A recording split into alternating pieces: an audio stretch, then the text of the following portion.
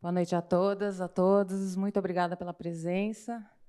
A gente vai agora para a nossa segunda programação no palco. A gente teve no megafone também, entre a primeira e essa. Queria pedir desculpas pelo atraso. Dizer que é uma alegria fazer... eu preciso fazer a minha descrição, não é isso? Que eu não fiz da outra vez. Então, eu sou uma mulher branca, de cabelo castanho, vestida de óculos, vestida de branco. Então, eu queria dizer que essa mesa, no bojo de 3 poetas, vai ser uma mesa com Cuti, Miriam Alves e Oswaldo de Camargo, conversando com a Fernanda Silva e Souza. Eu vou apresentar a Fernanda e vou chamá-la para apresentar os poetas. Fernanda Silva e Souza é crítica literária, tradutora, professora e pesquisadora. Doutora em Letras pela Universidade de São Paulo, ganhou o Prêmio Tese Destaque USP 2024 na área de Linguística, Letras e Artes, e o concurso...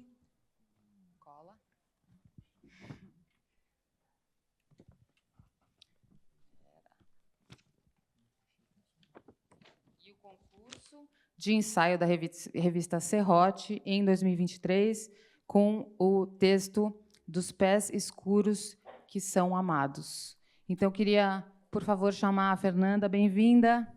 Obrigada. Passar a palavra para ela. Obrigada.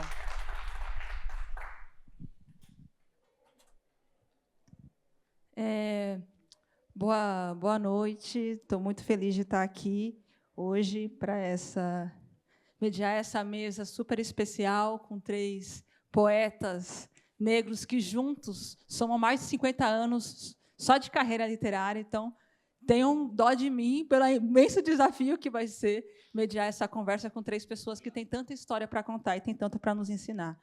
Eu vou começar descortinando uma dimensão minha que poucos conhecem, e eu mesma ainda estou aprendendo a revelá-la e a entendê-la como parte de mim, que é a poesia. Eu vou ler 3 poemas meus que são atravessados pela experiência do luto e uma tentativa de elaborar a dor que marca essa experiência. Então, eu começo lendo o poema Inventário. Não deixa bens, eles escrevem, mas eles não entendem bem os nossos bens e a herança que a gente deixa. Quero fazer um inventário feito só de muito assunto, muito falatório, de mulheres anoitecidas como Estela, sentadas em lembranças e de posse de minha herança. A última manga que minha avó chupou, o barulho da sua gargalhada, as canções que cantava, um cavalo preto chamado segredo, o beijo de despedida nas mãos do benzinho, o bleque garfado com arame de guarda-chuva, o samba até amanhecer e os pés doerem, as histórias ao pé da fogueira, a oração que abria portas e a oração que fazia todo mundo chorar. Tudo que não dá para registrar no cartório, tudo que não dá para botar preço, o invisível que sustenta a vida, o amor que conserva a memória. Quero fazer um inventário dos nossos segredos e fundamentos, da nossa herança falatório. Escrever, deixa bens e saudades, e nunca morre. Agora vou ler um outro poema chamado Caçula. Um dia aí me disseram, você agora é filha única. Quando nasci, Tainá já existia. Não sei ser filha única, apenas caçula. E daí vivo com saudade, não só dela, mas da irmã que eu fui, que eu era, da minha metade mais velha. É uma saudade caçula e jamais única.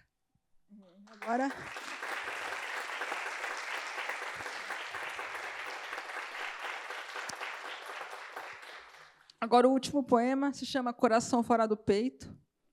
Quando foi que a senhora e o pai mudaram para o Quêmio, mãe?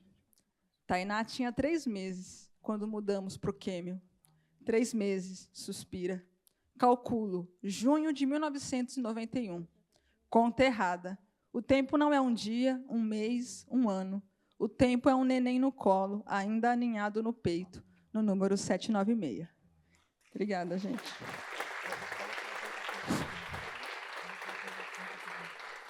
Bom, quero aqui, então, chamar os nossos convidados especiais para essa mesa, já agradecendo imensamente pelo convite para mediar aqui essa conversa. Então, queria chamar Cuti, Miriam Alves e seu Oswaldo de Camargo. Por favor, uma salva de palmas.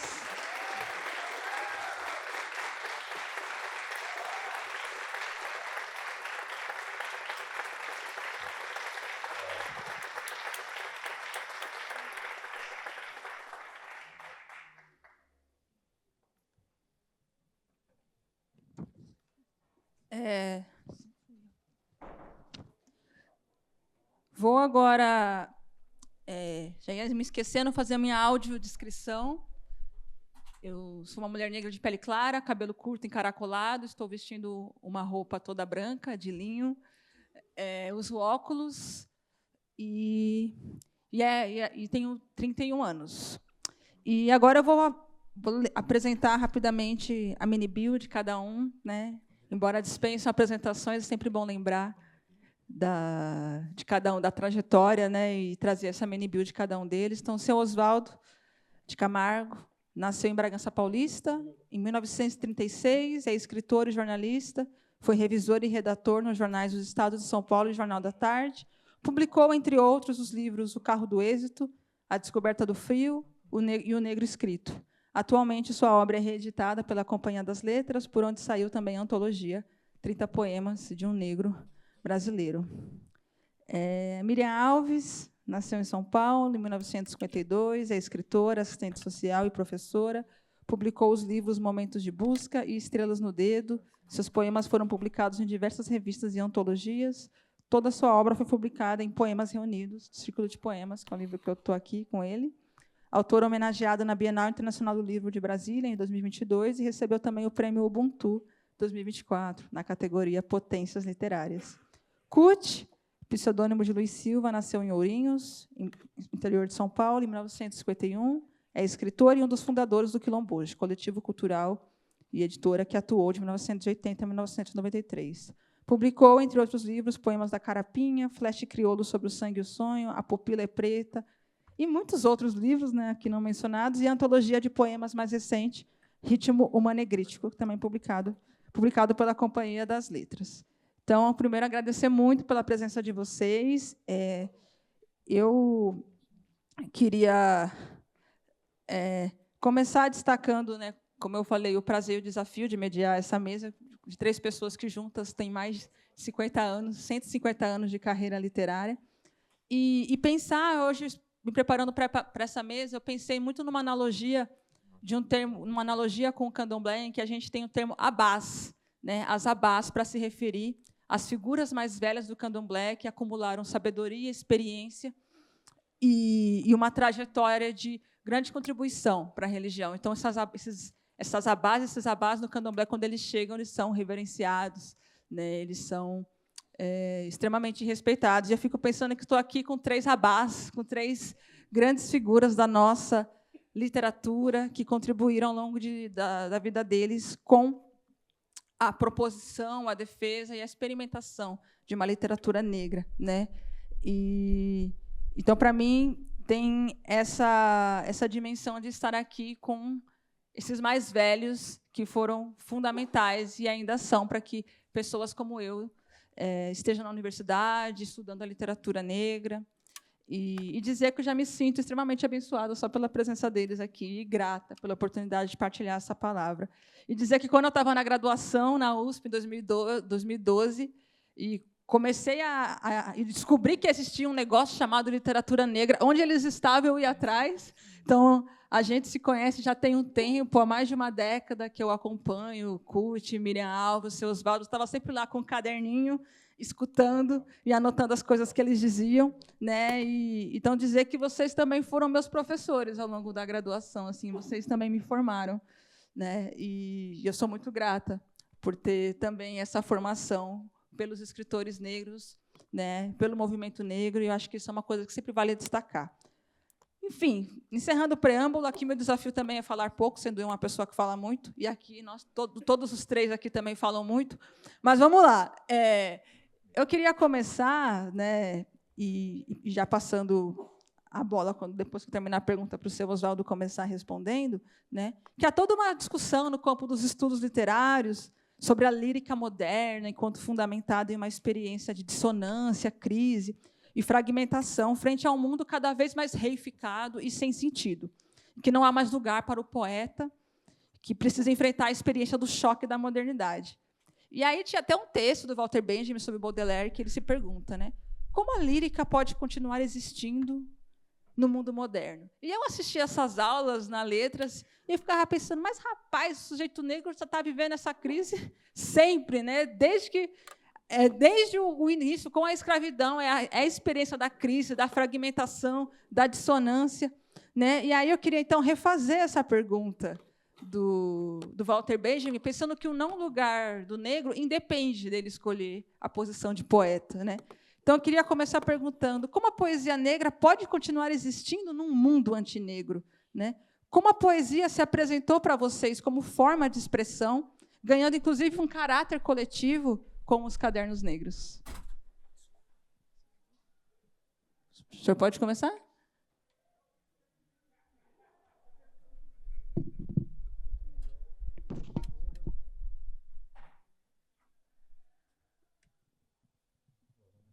Qual é a pergunta?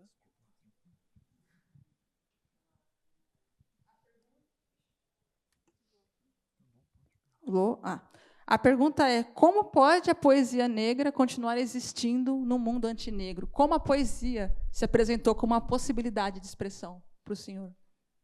Bom, nunca pensei muito nisso, não. Como pode a poesia, num mundo tão antipoético, pouca gente lê, na verdade. O brasileiro continua lendo pouco. E quando se fala numa poesia negra, escrita por negro, com temática negra, então eu que estou nessa caminhada há tanto tempo, desde 19 anos, eu vou fazer 89 já, desde os 19 anos que eu estou batalhando com a palavra, é uma questão de ter paciência, ter esperança e achar que, como já percebi na minha vida, a poesia, sim, ela vai continuar. A despeito de tudo, ela vai continuar, porque o homem precisa, a mulher precisa de poesia. Quanta gente já se aproximou de mim, falando de um verso que eu escrevi, que eu detestava como o último verso do meu poema mais declamado no tempo da Associação Cultural do Negro, quando eu tinha 23 anos. Eu conheço um grito de angústia, eu posso berrar este grito de angústia, eu posso escrever este grito de angústia. Quer ouvir? Sou um negro, Senhor, sou um negro. Eu detestava esse último verso. Demorou muito para eu colocar esse poema em algum texto que eu escrevesse. Mas, com uma certa tristeza, eu vejo que esse último verso, que naquele tempo representava os frequentadores da Associação Cultural do Negro, estou falando da década de 60, por aí, 59, 60, quando era declamado este poema, chamado Grito de Angústia, por uma ótima declamadora chamada Naira Araújo, né? Que de empregada doméstica chegou a ser dona de livraria. É uma história que as mulheres negras, sobretudo, e as brancas também, deviam levantar a história dela. Então, eu percebia que este último verso desse poema dizia respeito à maior parte dos negros que frequentavam a Associação Cultural do Negro. Não era lamentar porque era negro, a questão da cor, é a situação que frequentavam. A invalidez, a amargura de morar mal, não poder pagar uma escola, etc. A diferença, e a grande palavra era respeito, e a tristeza de não ser respeitado também.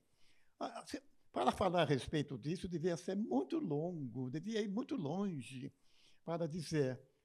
O escritor negro, ele vive da esperança. Ele acredita que um verso que ele escreva, um poema que ele escreva, poderá inesperadamente retratar uma situação e trazer também esperança, além da indubitável crítica que nós fazemos ainda à situação do Brasil em respeito ao negro. Acho que não tem muita coisa a falar além disso, não. Esperança, vamos esperar. Teimosia, ser teimoso. Eu sou teimoso desde meus 20 anos, já vou chegar agora a quase 90, ano que vem, eu faço 90 anos, eu continuo teimando e tendo esperança. Talvez nisso entre um pouco a minha questão religiosa. Eu fui seminarista, o meu primeiro encontro com o racismo brasileiro foi quando procuraram um seminário para mim, aqui perto de São Paulo, e nenhum seminário me aceitou, dizendo claramente o motivo era porque eu era negro. Então, eu fui educado, graças a Deus, por padres holandeses. E eu presto homenagem agora ao grande educador que foi premiado pela rainha Juliana da Holanda, padre Simão Switzer. A grande frase de um espanhol naquele tempo foi: não aceitamos negro, porque negro é muito violento e sensual. Isso marcou minha vida até hoje. Um dos motivos que redimem a me obrigam a ser teimoso é mostrar que nós temos, como o homem branco, a mulher branca, também o dom da transcendência, o dom da inteligência, o dom da beleza. Na minha infância, o negro ainda era dado como feio, sem graça, sem futuro. Eu me considero um afro-caipira, porque meu pai era apanhador de café, a minha mãe, que morreu com 27 anos, era também apanhadora de café, todos eram analfabetos. Hoje, a minha cidade, Bragança Paulista, deu o nome de uma praça ao poeta Oswaldo de Camargo e colocou lá uma escultura em bronze da minha pessoa, lendo um livro. Então, eu tenho esperança, sim. Isso se deveu a quê? A um livro meu, Raiz do Livro Brasileiro, e ao fato de alguém ter indicado a Bragança Paulista que eu era poeta. E a Bragança Paulista, do jeito que Atibaia é cidade de saúde, e Campinas foi cidade das andorinhas, Bragança Paulista é cidade de poesia. E Bragança escolheu o meu nome para representar a cidade como poeta. Tenho muita esperança. A poesia vai fazer muita coisa, como já me deu também, me tirou de muita angústia, de muito desespero às vezes. Tá? Então, eu acho que a poesia vai persistir. Enquanto o homem e a mulher tiverem angústia, esperança e amor à beleza, a poesia ela vai continuar, porque a poesia é a maior representante de todas essas qualidades que distinguem, faz a distinção entre o homem e o animal irracional. Eu acho que é isto, se fosse levar a... A única coisa que pode fazer de verdade é ler meus livros.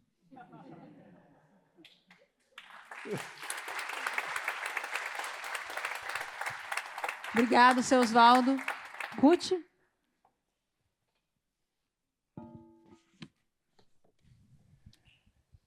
Bom, minha gente, muito boa noite.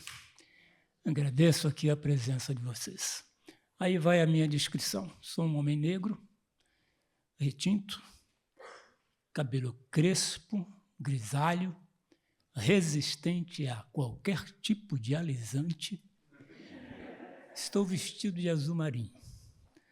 A pergunta de Fernanda é uma pergunta importante. E E creio que Oswaldo respondeu muito bem. Há que se ter mania de poema. E mania de poema que se alastre. Por quê? Menos se espera, escapa do pelo espesso, escuro, com que é feito dentro o nosso muro. E pode o sol sair no seu encalço. Por entre as trevas turvas, o fugitivo afronta, monta-lhe o dorso, espora, sem expor o rosto, até sangrar poente. Quando a dor se espalha e de crepúsculos molha a consciência, não há mais lucidez a ser domada. Só o cavaleiro e seu mistério sendo caminho e caminhada. Assim que a noite abre suas pétalas, o perfume exala, o ser repousa. Então, estrela preta, o cavaleiro salta do céu da boca, sobre a página pousa. Lá se vai nossa armadura barroca. Menos se espera, na densa floresta adentro, some ao encontro da nossa infinita fome. É sobre essa infinita fome que é de cada ser humano a fome do conhecimento, a fome de desvendar o cosmos, a fome de desvendar a si mesmo, a fome de si, a fome do outro. É em nome desta fome que a poesia resiste.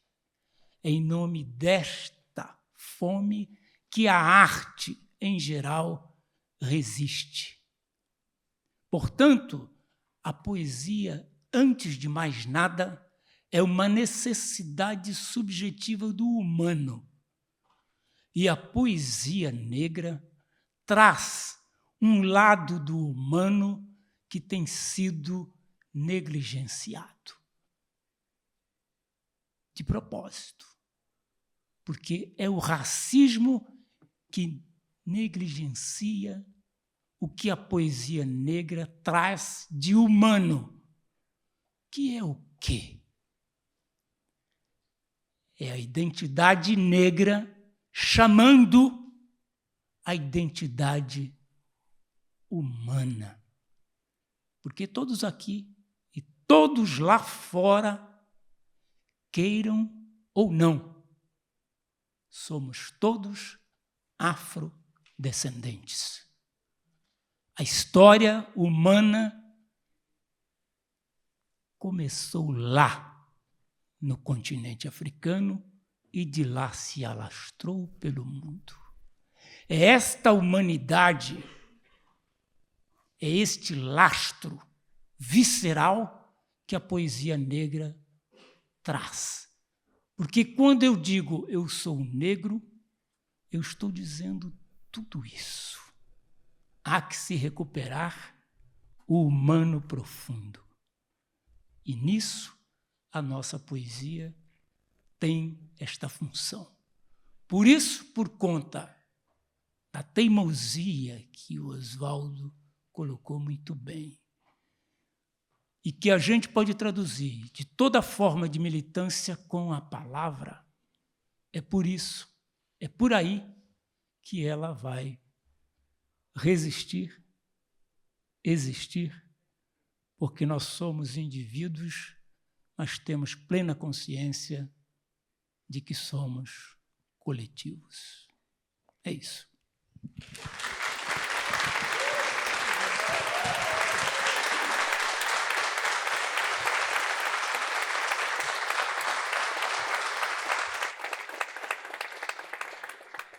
Bom, muito obrigada, viu, Cuti? Eu nem precisei dizer que vocês poderiam fazer leitura ou declamar poemas, que vocês já naturalmente já começam a trazer a poesia nas respostas, isso é maravilhoso. E a sua resposta só me lembrou o prefácio da primeira edição do Cadernos Negros, que me parece um manifesto, ao mesmo tempo uma profecia, né? Cadernos Negros é a viva imagem da África em nosso continente. É a diáspora negra dizendo que sobreviveu e sobreviverá, superando as cicatrizes que assinalaram sua dramática trajetória, trazendo em suas mãos o livro, né? Então, a sua resposta me lembrou esse trechinho desse prefácio. Agora, Miriam, e aí? Como pode a poesia negra continuar existindo nesse mundo?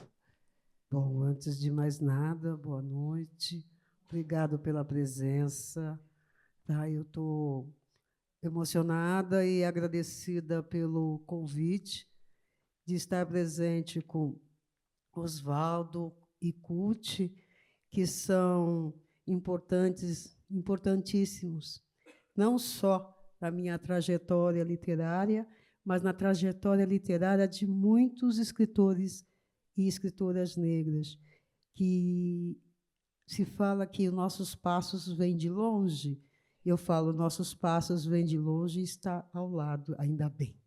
Bom, eu sou uma mulher negra, eu tenho 72 anos de vida, digamos, bem vividos e com fome de viver pelo menos mais da metade desses 72 anos, né? E o mundo vai ter que me aguentar. E eu tenho os cabelos penteados à la Black Power, tenho umas manchas brancas e grisalho. Todo mundo me pergunta se eu passo produto. Não. A natureza que é assim, eu deixo assim. Eu sou muito a favor do natural. E foi muito difícil para mim conquistar esse natural, tanto no meu cabelo, como nas minhas formas físicas e na minha forma de ser, falar alto e rir alto. E, para começar a responder a pergunta da Fernanda, poesia de negro é axé, poesia de negro é axé, axé, babá, eu digo axé agô, e entro nessa roda, incomodo o senhor. Olha o tombo, a poesia negra vem com a força do quilombo, olha o tombo. Eu sempre achei muito interessante a pergunta que você fez, porque os dramas existencialistas de um homem, uma mulher negra, uma criança negra, estão muito longe dos dramas existencialistas de um homem branco, uma mulher branca e uma criança branca, né? Então, você traz uma referência acadêmica, literária, de um problema, de uma questão assim colocada, apesar que você mudou para a nossa situação, que não me diz nada, na verdade. Sabe? O que me diz é o seguinte: nós, enquanto população arrastada, negada, subjugada, arrancada, ferida, torturada, impedida de ser, de escrever, de falar, de pensar, houve máscaras, amarras e todo mais que é no cálice para nós. E a literatura, a poesia, foi tirada, impedida que nós tivéssemos acesso a ela como todos os outros bens de humanidade. Nós que já tínhamos essa tradição de forma escrita e de forma oral nos vários países do continente africano. Então, assim, era uma forma de nos julgar, jogar, submeter numa posição de não humano. Aí você nega toda a possibilidade interior de você poder fazer arte. Porque a arte é transcender o estado da vida concreta, é imaginar, é ser, é poder fazer. E fazer com que essa minha arte brote no outro, isto é ser, é imaginar, é poder fazer. É que, naquele momento, voltando para a literatura, que você está lendo, ouvindo um poema que o Cucut, grande declamador, uma grande inspiração minha, assim, a cada momento, a cada palavra, imagens e situações iam saindo do meu peito, me cultivando, entrando nesse poema. E era a possibilidade de negar a nós isso. Mas, como disse o Oswaldo, nós teimosamente resistimos, por mais que o apagamento histórico fala que nós não fazíamos determinadas coisas. Nós chegamos no século XXI, no ano 25 do século XXI, e começa, de novo, a achar coisas que fazíamos e foram escondidas, que população, que homens e mulheres negras faziam esse tipo de arte, de ciência, de pensamento. Então, voltando, esse drama existencial de que o que fazer com a poesia? Não tem. Não temos. É assim, o drama existencial é eu vou, foi aí que surge o coletivo, eu vou fazer da minha poesia, como está no primeiro Caderno Negro, eu vou fazer do livro, da minha poesia, a minha força de dizer, a minha força de ser, a minha força de estar. E, voltando isto para o Brasil, na época de 78, como isso começou, a gente estava numa ebulição do Brasil, saindo de um regime de calar a boca, de matar pessoas. As únicas pessoas que acham que foram mortas são pessoas brancas de classe média, mas ninguém fala do Caveirão, que entrava na favela atirando, como é que chama? Esquadrão da Morte. Eu me lembro muito bem que eu tinha um irmão, minha mãe não deixava ele sair, porque ele podia morrer. E isso foi todo um reflexo de extermínio planejado. Esse extermínio está sendo planejado há muitos séculos, e a gente... Tem um poema que diz assim, a gente não morre, a gente é semente. E o poema, para mim, é isso. A gente não morre, a gente é semente, porque eu posso ir e vou. Outros, antes de mim, foram, mas os poemas e as palavras deles estão despertando pessoas. Então, eu digo assim, a poesia, para mim, escrever para mim, para nós, que fizemos o que nós fizemos, não foi só nós três, tem muito mais gente nessa história, muito mais gente que já foi. E nós lemos os poemas deles. E muito mais gente que sucumbiu, inclusive, porque se manter vivo, falando, escrevendo, sendo um negro nesse país, é complicado, né? Eu me lembro que eu, Cuti, o Quilomboja, Esmeralda, Márcio, Jamu, a gente ia nos congressos de literatura, aquele tantinho de negros, nós éramos mais ou menos uns 8, e sentávamos no fundo, né? Então, aí o rapaz estava, eu me lembro dessa mesa, aí o rapaz estava falando sobre Cruz e Souza, e estava falando algumas coisas que a gente não concordava, porque a gente estudou Cruz e Souza dentro do Quilomboja. Aí, assim, a turminha lá atrás falava assim, ô, Cuti, levanta, fala aquele poema, decora. Ele falou, não vou fazer isso. Aí alguém do grupo levantou a mão, o cara da mesa disse, mas vocês nem conhecem Cruz e Souza. É exatamente disso que eu estou falando. Me negaram até o conhecimento de coisas que foram feitas e que eu sei.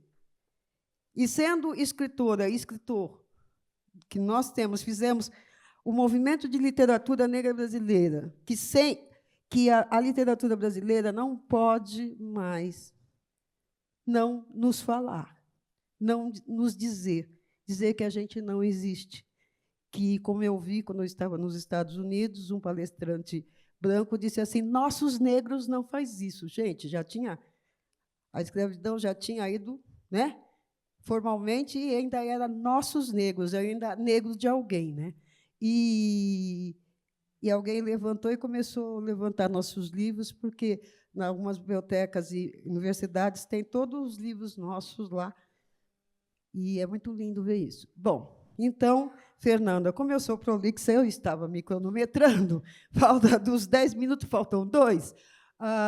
Então, é isso que eu falo, sabe? Então, essa cantiga que eu cantei, Poesia de Negro e Axé, era a cantiga nossa, do Grupo Quilomboje, que nós fazíamos roda de poema e levávamos a poesia a lugares em que o oficial da literatura nunca entrou. E depois disse que a gente não lê. Né? Que a gente não lê, a gente lê pouco, sim. Agora, eu sempre falo assim, em bairros distantes, quanta biblioteca tem? Quanta livraria tem na periferia? Aí você fala assim, mas vocês não leem. Mas existe banca de jornal. E a gente, eu lembro, nós éramos grandes leitores de gibi, né? De Capricho e fotonovela, porque banca de jornal tem, e tem aquela literatura menor, né? Que a gente consumia. Então, é isso. Poesia de negro é axé. É a força da palavra. E eu tenho várias histórias de várias pessoas, que tem algumas aqui nessa plateia, que, por pegar um Cadernos Negros, quando tinha 15 anos, ela virou doutora de literatura. Fora isso, tem outros tantos que eu conheço, e eu gosto de colecionar essas histórias, de saber que a palavra não morre. Ela brota e ressuscita. Obrigada.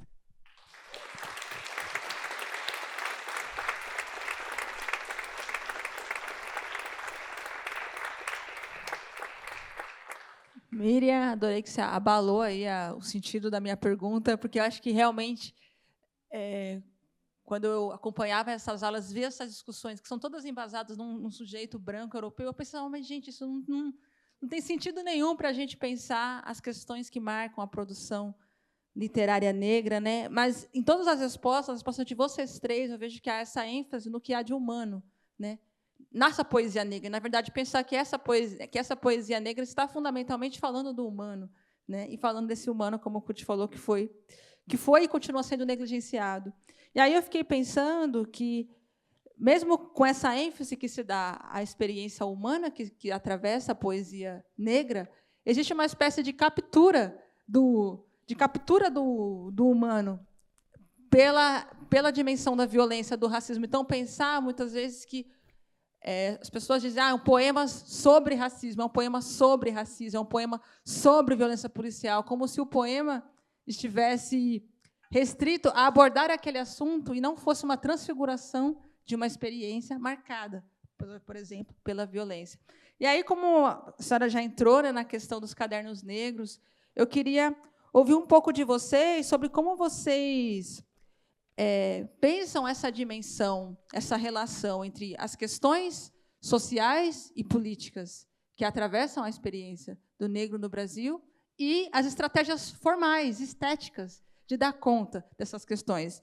Em outras palavras, é pensar como a luta, né, como esses anseios repercutem no verso. Como que, naquela época, vocês estavam ali juntos, discutindo e pensando as maneiras de elaborar essa experiência negra, que, naquele contexto, em meio à ditadura, estava muito marcada por uma dimensão do combate ao racismo, de denúncia da falsa democracia racial que existia nesse país, né? Então, eu queria escutar um pouco de vocês, como vocês pensam esteticamente essa exploração dessas questões que atravessam a experiência, sabendo que vocês, quando vão escrever um poema, eu imagino que vocês não estão pensando, vão fazer um poema sobre racismo, vou fazer um poema sobre escravidão, vou fazer um poema sobre violência policial, né? Então, eu queria escutar ouvir um pouco de vocês sobre essa dimensão da criação estética, que é o tempo todo premida pela necessidade de combate, mas pensando que a poesia é essa abertura, né, para essas outras possibilidades também. Então, queria ouvir o senhor, seu Oswaldo, falando um pouco disso, como que o senhor pensava esteticamente a elaboração dessas questões sociais e políticas que atravessam a experiência de ser negro, né? Como que a luta do negro repercute no seu verso?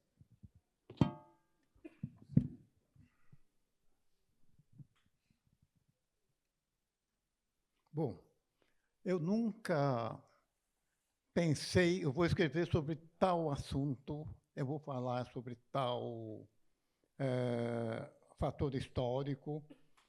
E eu confesso uma coisa, a minha idade, junto com o pessoal do Quilombo hoje, quando começaram os Cadernos Negros, teve muita influência, também pela minha formação de ex-seminarista, etc.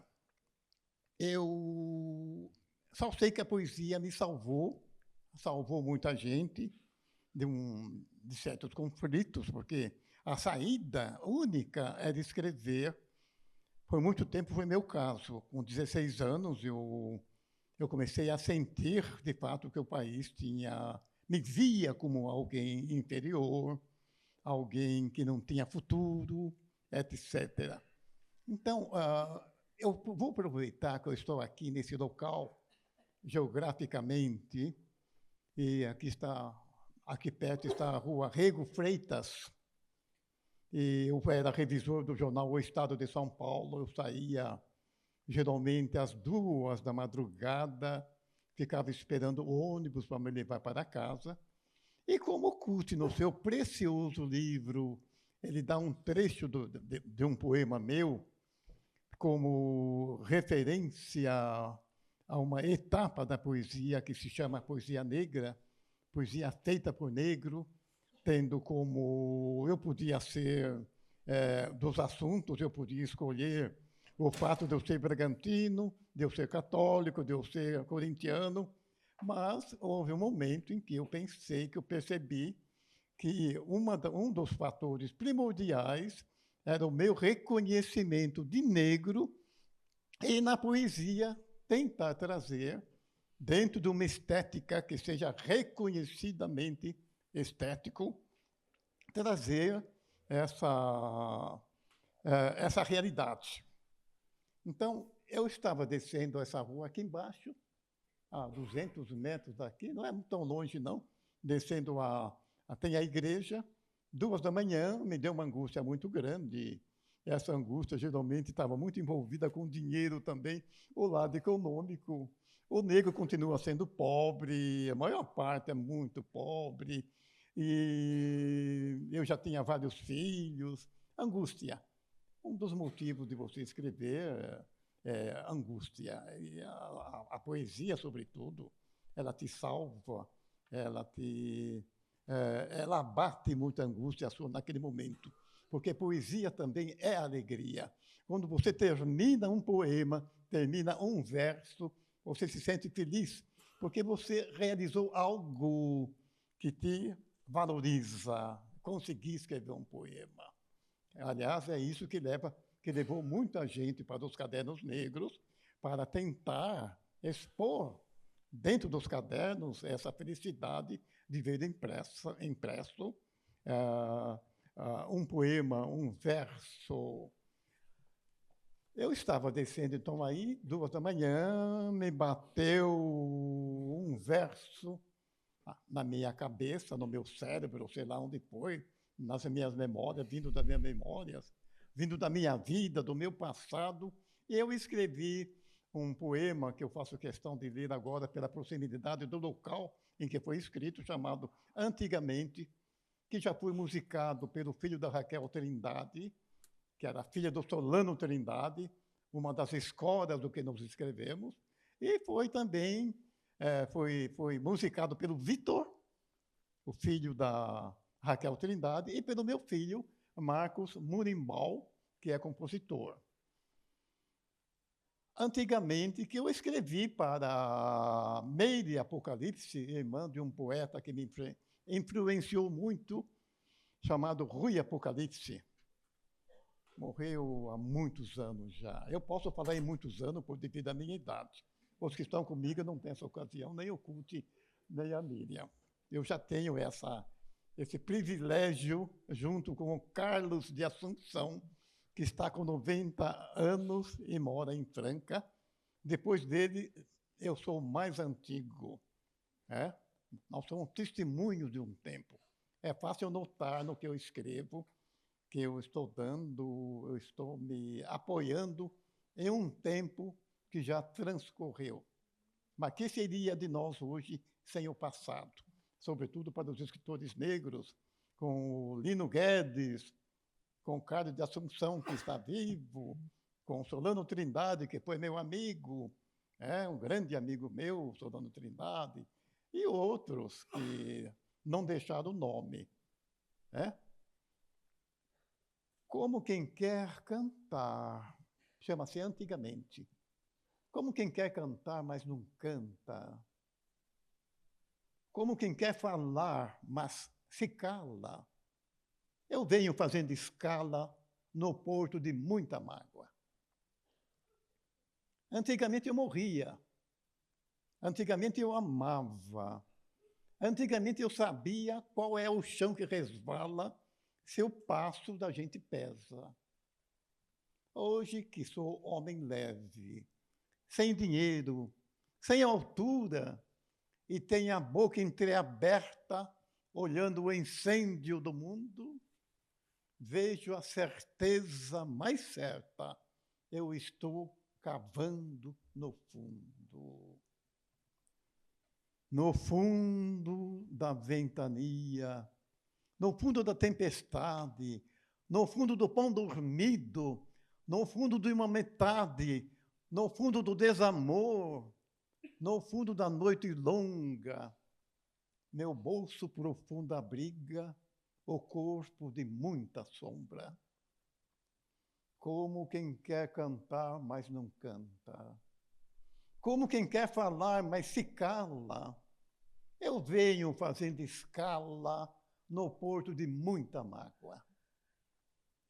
Tentei viajar-me longe, sem van bagagem, sem mala. Ficou-me junto do rosto a parede de minha sala. Borrões de sombras antigas, o relembrar pegajoso, o meu sofrer de mim mesmo e as vestes de umas cantigas. Antigamente eu morria. Antigamente eu amava. Antigamente eu sabia qual é o chão que resvala se o passo da gente pesa. Hoje, que sou homem leve, sem dinheiro, sem altura, e tenho a boca entreaberta, olhando o incêndio do mundo, vejo a certeza mais certa. Eu cavo sempre no fundo.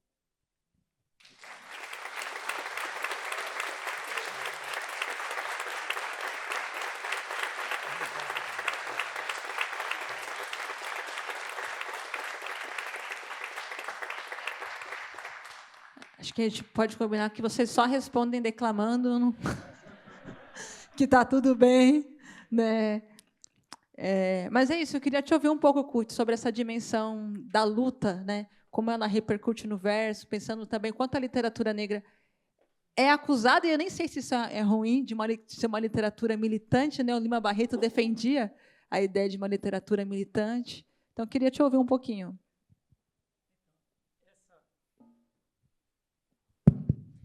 Essa questão é muito importante. Em 1982, eu publiquei um livro que se chamou Flash Crioulo sobre o Sangue e o Sonho. E eu dediquei um poema a Miriam Alves, que se chamava Grande Riso. Dizia que eu quero mesmo é alargar o bico do funil. Que o bico seja uma grande boca escancarada em um riso. E o recipiente tem a fundura e larguras do infinito. Esse poema, ele saiu das nossas discussões, né, sobre o que a gente queria, né? E eu vejo que a poesia negro-brasileira, ela tem uma característica de transpor os limites, porque, na realidade, a nossa história é isso, né? É o desafio diário de transpor os limites. E eu me lembro do meu compadre, Arnaldo Xavier, que me disse uma vez o seguinte: olha, eu tenho um poema que eu queria te mostrar. Falei, diz aí. O negro engole o grego. Esse é o poema. Aí eu falei, isso é um mote, né? Aí eu construí uma outra coisa. O negro engole o prego. Crucifica o superego e ego, ide. Então, nós estamos trabalhando também com esses referenciais da cultura universal. E é daí que vem a questão da nossa literatura ser este momento de passagem. E dentro do poema, a gente opera várias passagens, né, do ponto de vista estético, acreditando no poema, né? Por quê? Porque pode ter barulho a pampa, supimpa, o poema sobe e desce a rampa, na mais fina estampa, de metáfora em metáfora, espontâneo dança. Pode ter ruído à beça, sem pressa, o poema nasce e nada impede que ele cresça na praça de um coração rebelde. Pode ter rancor e mágoa. No meio dessa estrada, o poema passa pelos vãos da pedra que só ele enxerga e alarga. Pode não dar pé. O poema nada sobre as vagas de angústias que cegam. Depois, mergulha e devolve a luz aos olhos inundados de treva. Entre as algas, pode o entendimento dar em nada. Sem condão, sem fada, o poema cicatriza a própria chaga de onde a semente brota. Sonho intenso de desejos com asas. Pode qualquer poder decretar o fim da linguagem negra que persiste impressa do lado oposto da farsa. O poema esgarça, norma, decreto, lei e teoria de supremacia de raça, de povo escolhido ou qualquer outra desgraça. Nossa poesia é isso, é passagem,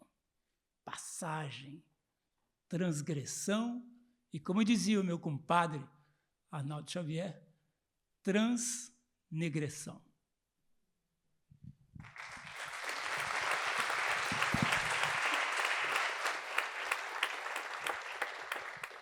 Miriam, eu já não sei mais o que é a resposta, o que é poesia, já misturou tudo, gente, isso é muito bom. Miriam, com você. Você fez uma pergunta que eu amo responder, que quando nós chegamos com os nossos poemas numa atitude coletiva e realmente nossos primeiros poemas, os primeiros poemas de Cadernos Negros, de muitos de nós, eles falavam muito do que foi esse momento trágico da humanidade e que nunca foi tratado como sendo uma tragédia, que é. E sempre foi tratado de uma forma gloriosa, né? Os descobridores, os maravilhosos, novas terras, novos cantos, para quem?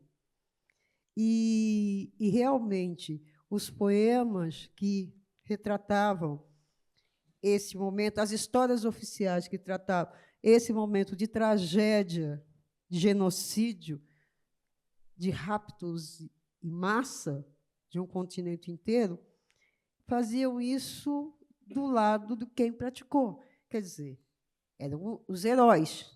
Para quem? Né? Então, nós tínhamos, e fomos obrigados, nos bancos escolares, a, como diz uma influencer, assim, a ser voyeur das aventuras do branco. Nós somos grandes assistentes das aventuras contadas dos heróis e contadas pelos contadores brancos, de uma visão histórica. Só que aí chega a Cadernos Negros e nós falando da escravidão, que sempre foi e é, nessa nação e no mundo, uma cicatriz não fechada. E ela sempre retorna com outras feições, mas nunca fechada, nunca, sempre sangra, mesmo cicatrizada.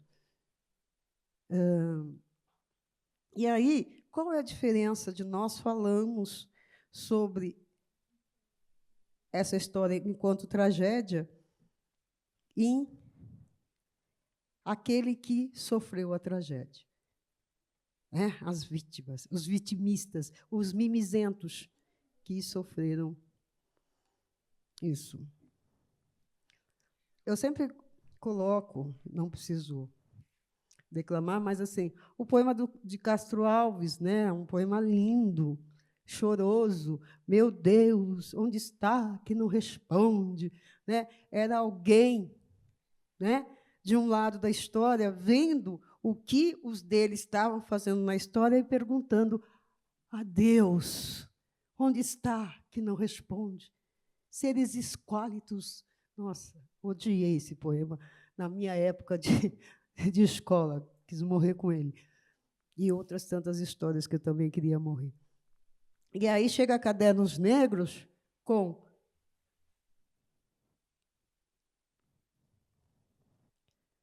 isso.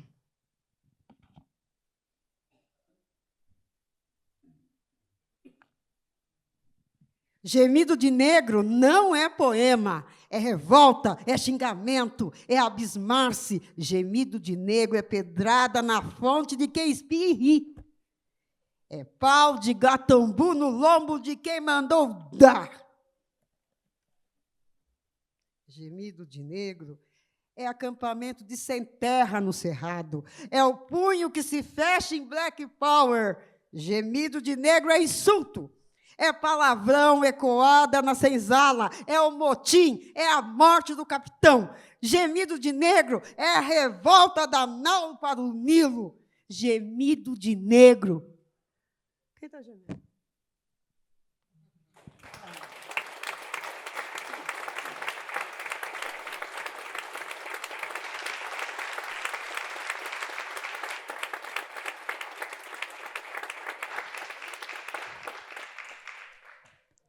Nossa, sensacional. E a minha última pergunta já se conecta com essa declamação que a senhora acabou de fazer, porque eu não posso acreditar que só faltam 10 minutos. O tempo passou voando. Mesmo, eu estou vendo que eles estão aí se contendo, respondendo da maneira mais objetiva possível, e passou voando, né? E queria agradecer as intérpretes de Libras, Gabriela Amaral e Paula Rosa, agradecer também os tradutores do inglês, Paulo Ribeiro Silveira e Beatriz Veloso, estão também fazendo esse trabalho importantíssimo de tradução aqui. E aí, eu queria fazer uma pergunta falando de um assunto que eu vejo pouco sendo tratado quando a gente tem uma mesa com escritores negros, E talvez menos ainda quando se trata de escritores negros mais velhos, né? Que é a questão do erotismo na literatura. Porque a Miriam Alves acabou de declamar um poema dizendo gemido de negro, né? Gemido de negro também é prazer, né? Também é gozo. E aí eu queria ouvir um pouco vocês sobre essa dimensão da poesia enquanto um espaço de elaboração estética e sensível do prazer, do gozo, de corpos negros que se amam, se desejam, muitas vezes também brigam, né? Mas de trazer essa dimensão do desejo, né? E não é o gemido de negro de dor, é o gemido de negro de prazer. E o próprio CUT organizou, cadê o livro? Aqui, em 2015, junto com a Quins Quintê, um livro chamado Preto Mel, de Chama e Gozo, antologia de poesia negro-brasileira erótica. Então, eu queria terminar com a gente falando de prazer, né? A gente falando dessa dimensão do erótico, que muitas vezes passa batido quando tanto enfatizam a violência, e eu entendo, mas a gente precisa pensar que a poesia é também esse lugar do prazer. E se vocês declamarem algum poema erótico, algum poema que traga essa dimensão, vai ser melhor ainda para a gente encerrar. Então, aí, seu Oswaldo, o que o senhor tem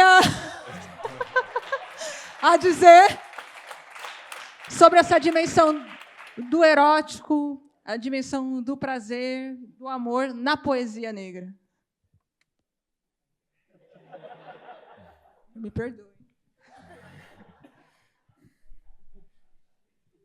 Bom, uma curiosidade diz respeito à poesia negra, em prosa, a poesia negra tradicional. Eu tenho um caso que me deu muita dor de cabeça, só para tornar mais leve o que eu tenho falado sobre tristeza, sobre etc. Sou com a Hilda Hilst, que quase todo mundo conhece a Hilda Hilst, né? Então, eu fui encarregado de fazer uma correção. Eu pedi, aliás, porque eu tenho muita influência, tive muita influência no meu primeiro livro da Hilda Hilst. Já estavam aí os poetas negros, o Carlos de Assunção, o Solano Trindade, etc. Mas eu, quando vim do seminário, Balada do Festival, eu li, quase que decorei, e acabei tendo influência no meu primeiro livro, O Homem Tenta Ser Anjo. O que acontece? Eu era revisor do Estadão e Sérgio Millier escreveu sobre a Hilda Hilst e ele era muito descuidado. E eu, como conhecia tudo da Hilda, eu falei com o chefe da revisão, olha, o Sérgio Millier está citando a Hilda, mas tem bastante falha aqui. E eu, então, espertamente, pedi licença para ir corrigir os erros do Sérgio Millier com a própria Hilda. E ele falou, vai. Era um sábado. E eu acabei indo ao apartamento dela, na Alameda Jaú. Na hora que eu chego ao apartamento da Hilda Hilst, ela foi avisada que eu iria, né? Claro. Ela abre a porta de roupão.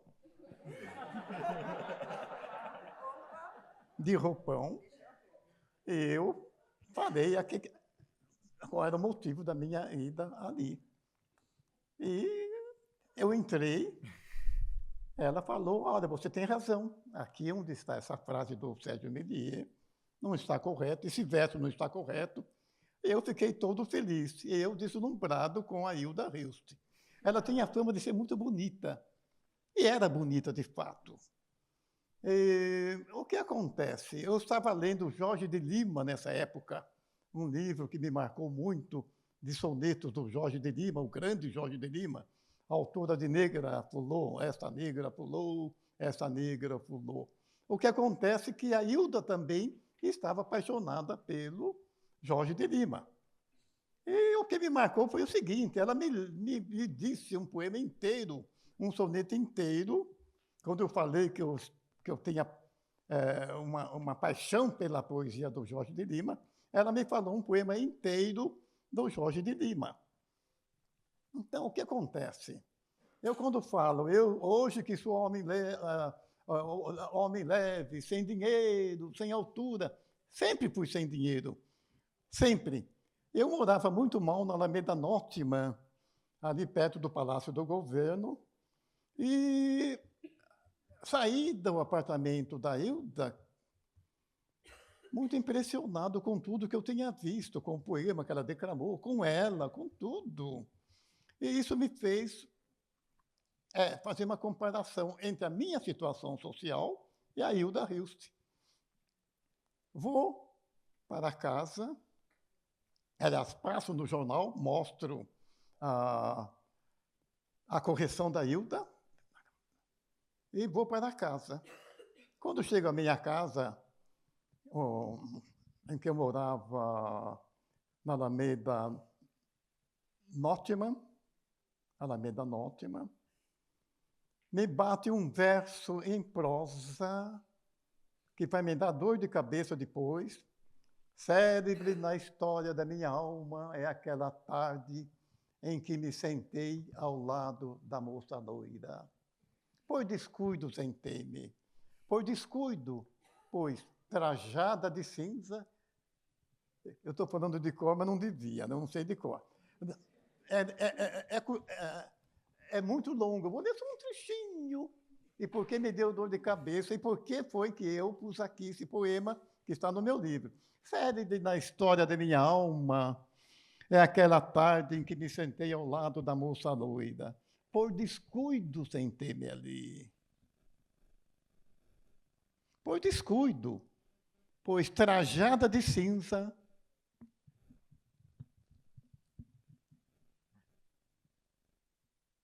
minha alma se atrapalhava entre gestos indecisos e minha fala mostrava-se idiota.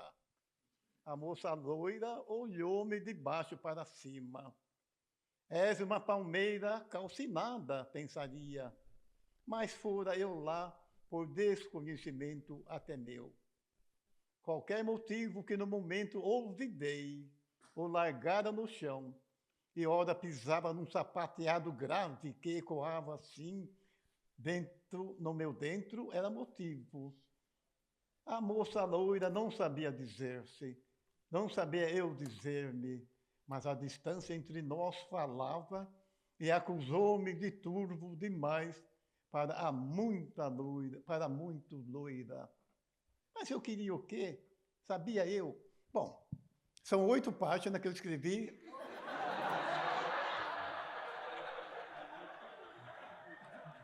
Sem interrupção. E esqueci. Quando fui lançar o meu livro 15 Poemas Negros, na mesma gráfica em que saiu Macunaíma, em que Macunaíma do Mário naquele tempo ainda não era modernamente como hoje. Linotipo, tudo isto. Eu tinha direito a mais 10 páginas. Ele perguntou ao gerente, escuta, você tem alguma coisa ainda para colocar aqui? Você tem direito, pelo que você pagou, você tem direito a mais 10 páginas desse livro, 15 Poemas Negros, que tem um prefácio do Florestan Fernandes. Falei, olha, pensei comigo, bom, a única coisa que eu tenho no momento é aquilo que eu escrevi, impressionado pela minha ida ao apartamento da Hilda Hilst. Eu tenho um poema em prosa, mas que não está aí porque é muito diferente. Ele é um poema em prosa, e tanto que o Florestan Fernandes nem comenta isso daí, porque ele não leu. Na verdade, no prefácio que ele fez, um prefácio, aliás, histórico, que o Florestan fez sobre os meus 15 Poemas Negros, ele não leu esses fragmentos em prosa. Eu, então, tinha esquecido, deixei de lado. Só voltou à tona, nesse momento, para preencher o meu livro. E acabou saindo nos 15 Poemas Negros. Bom, havia um caderno, Cadernos Brasileiros no Rio de Janeiro. O Luiz Santa Cruz, um amigo do Jorge de Lima, escreveu uma matéria até grande sobre poesia negra. Então, o que aconteceu? Aconteceu que o Luiz Santa Cruz fala sobre o Solano, fala sobre o Lino Guedes, fala sobre vários autores, alguns até que nem têm mais nome hoje, e quando chega na minha vez, ele diz que este poema é o único que justifica a minha poesia negra. Pronto, chega. Então...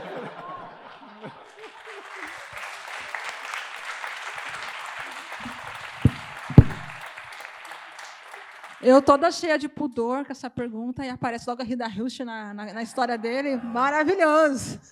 Cuti e Miriam. Bem, você me empresta o livro aí, que eu vou ler um poema erótico. Tudo bem, gente? Então tá. Só que antes de ler esse poema, eu queria voltar um pouquinho à pergunta, né? E a pergunta ela é bastante pertinente. E por quê? Ela é pertinente porque a vinda forçada, né, de grande contingente de africanos para cá criou um choque, né, de culturas e de civilização muito profundo, né?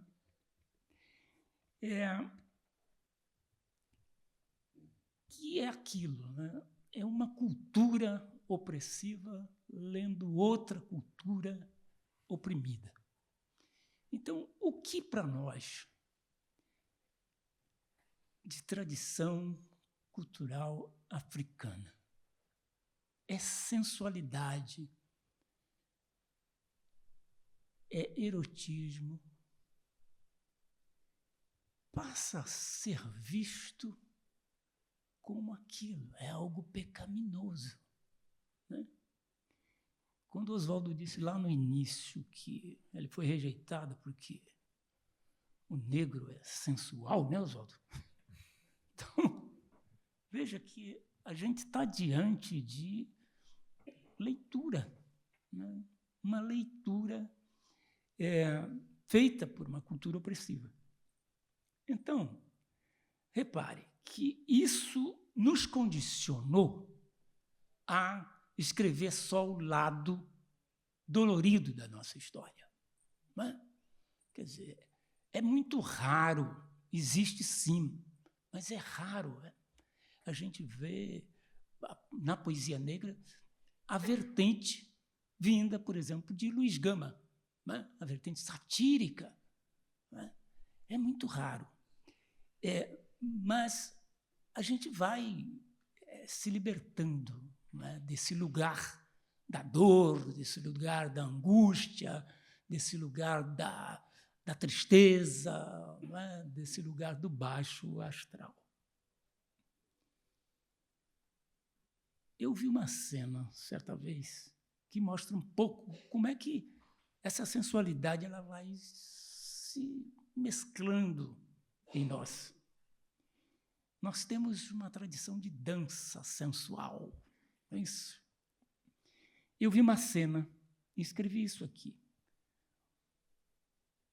Um beija-flor de dedos seduz o pandeiro.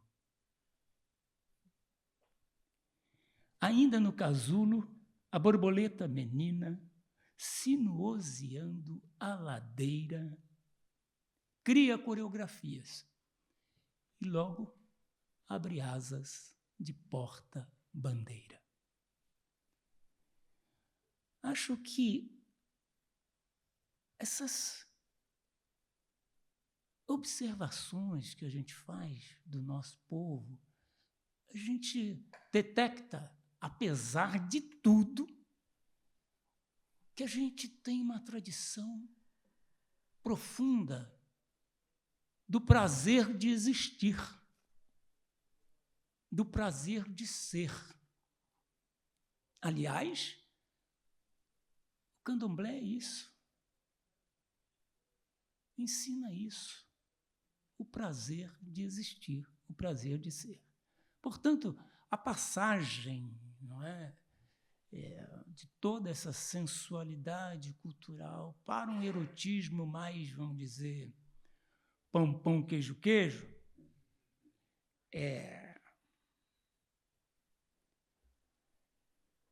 para nós é normal. Então, além disso, a gente tem também esse mergulho mais, vamos dizer, tranquilo do romantismo, né? A gente fala tanto da saudade. Eu vou ler aqui. A Serena. Esta saudade é saúde amorosa, silêncio florido no peito, música rendada envolvendo as delícias do leito. Rio que passa macio, rolando seixos, nele flutuando coloridos peixes, entre as nuvens que se banham em êxtase.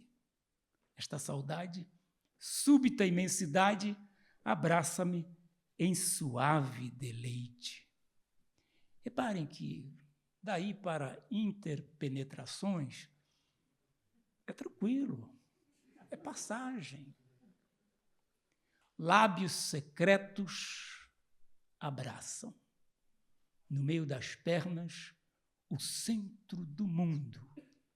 Promessas de voos lascivos, salinas, docemente nutridas de chuva. Se o jardim da entrada é crespo, altar humano, nele se inicia o cio dos deuses de duas faces e 1000 facetas. Aos apressados, o abraço incendiário entre o caralho e a buceta. Aos que meditam, encontro de 2 rios, enlaçando os vales até formar a volumosa cascata. Mergulho no abismo profundo de cada um. Aos apressados, bum!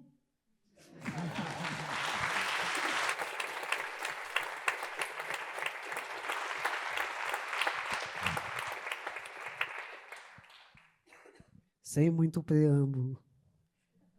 Gulosa que sou, insaciável em sonhos e desejos, mentalizo.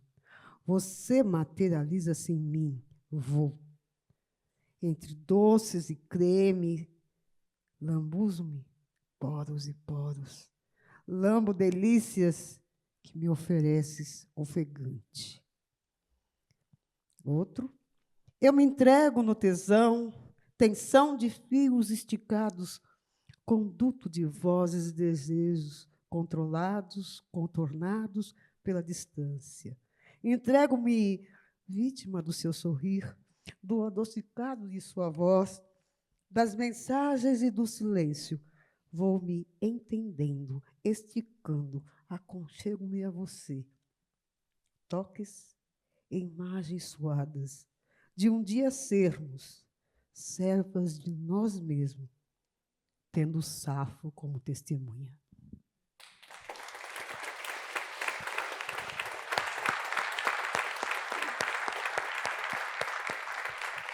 Bom, muito obrigada. Acho que não teria forma melhor de encerrar essa mesa do que falando de prazer. E aí já fica a sugestão, uma segunda edição do festival, uma mesa temática, erotismo, né, na literatura negra, porque acho que isso dá um ensejo de ver como é bom ouvir esses escritores e escritoras falando também dessas questões que nos atravessam, a dimensão do prazer, da alegria, da vida, né? Então, agradeço profundamente a presença de vocês aqui hoje, né? A presença dos 3, foi uma honra, foi uma delícia esse bate-papo. Eles estarão lá fora autografando, né? Aqui perto, autografando os livros. Então, quem quiser, aproveite essa oportunidade para pegar a assinatura desses grandes escritores. E é isso, gente. Obrigada.